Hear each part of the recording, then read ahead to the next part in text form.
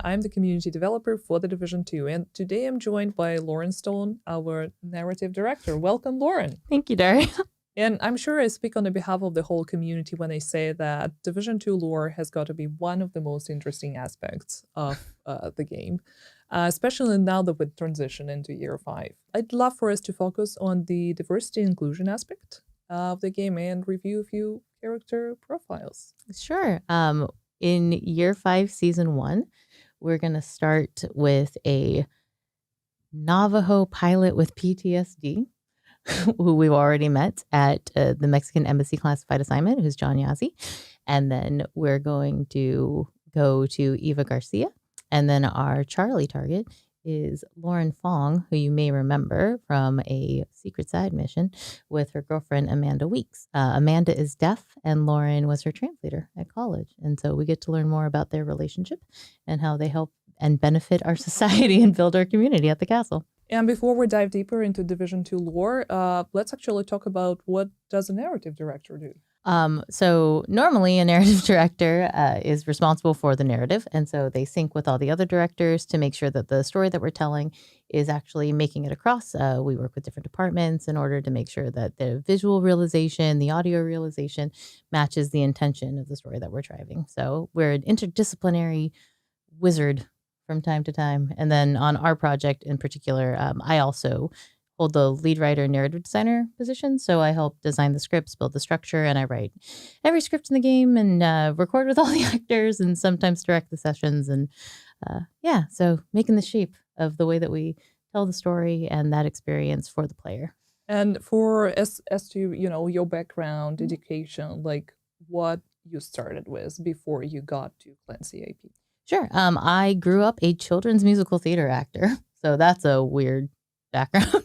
And was an actor in LA for a very long time. Joined both unions in 2006. And then the WGA strike in 2008 made me go, I can't work without writers. Maybe I should switch sides of the table and start writing and do this on purpose. So I went back to school and got a degree in creative writing with a theater minor. And then ended up getting my first job in games as a voice actress. I was the voice of Lily and Becca in State of Decay.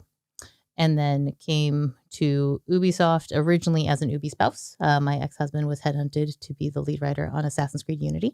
And then was in Montreal for a couple of years doing comedy and musical theater and being a general weirdo, running a small press, a literary journal, and getting plays produced in Montreal and LA. So I sent in a resume and a writing sample and got hired for an 8-week contract to help out on Rainbow Six Siege. And now it's been over 8 years and I'm still here and I'm in charge of the division. So from musical theater to Tom Clancy girl, I don't really know how that happened, but I like it and it's working out. So, and I get to work with beautiful, wonderful people like Daria. So, yeah, that's a very interesting transition. Yeah, not something that happens to ordinary people, I would say.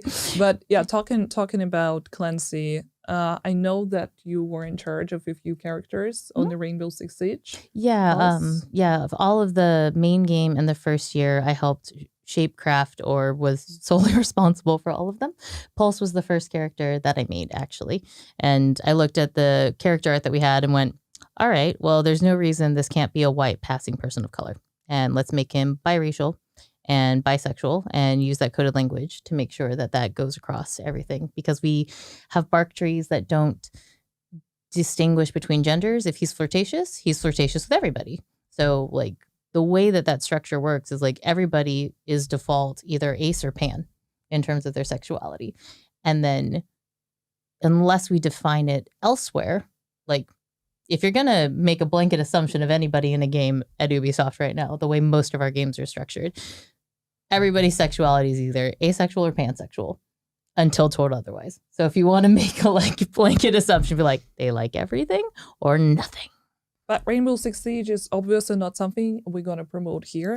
We're here to talk about the Division 2. Yeah, and it's a well-known fact that Division 2 is one of the most progressive universes when it comes to diversity and inclusion, right? So I remember listening to this one phone recording labeled out in the Garment District. And that was a recording made by a young woman who was worried about the outbreak and decided to call her mother because if anything happened to her, she wanted to come out to her mom and at least, let that out.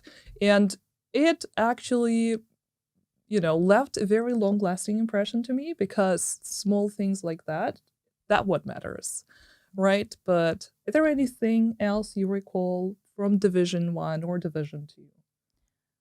Well, I think the hugest thing is that Jessica Candle sends you to get her ex-wife, right? Like, she doesn't send you to get her wife or her girlfriend. She sends you to get her ex-wife.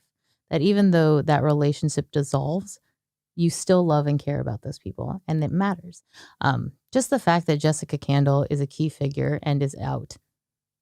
And I also believe is an out Jewish lesbian, right? So it's like the representation is not just one-sided. It's not one event. And she's an incredibly capable woman, and that's a legacy I inherited. Right. I didn't come into this until we had shipped. I came in to work on the post-launch content.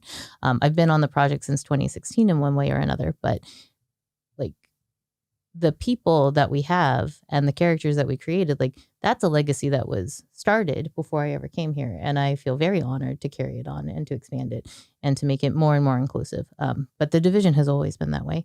Talking about the main cast, Faye Lau got to be one of the characters who are officially out since she publicly commented on it. Spill the tea.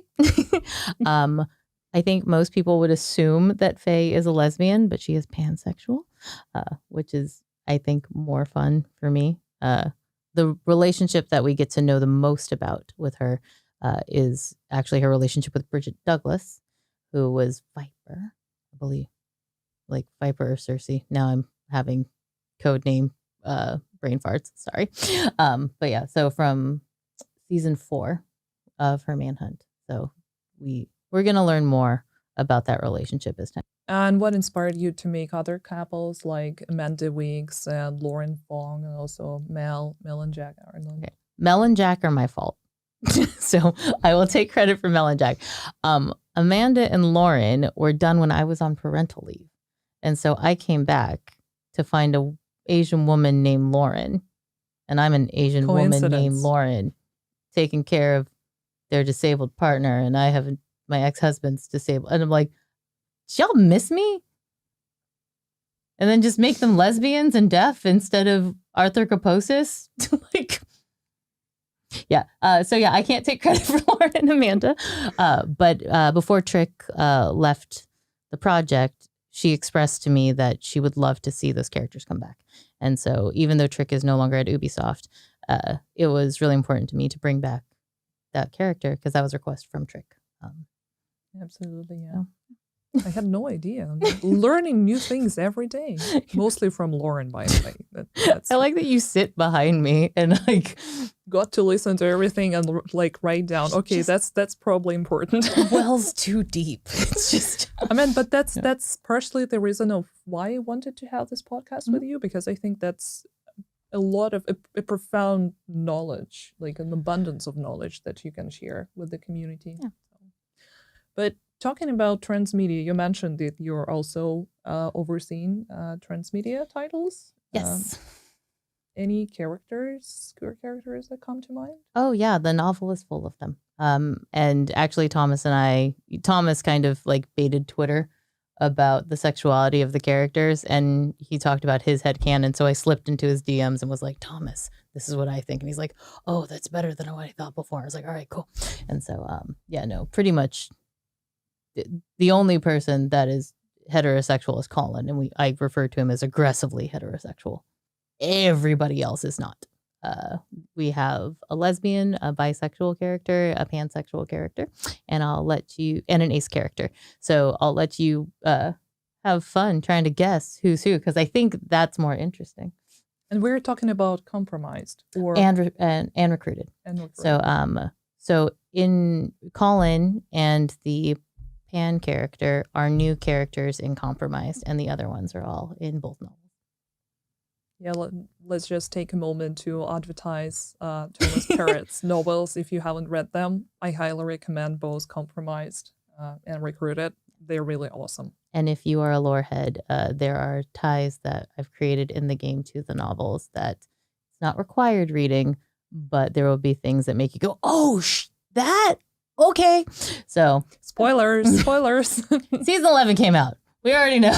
Like, St. Louis, man. Salads. All the salads. Don't eat this.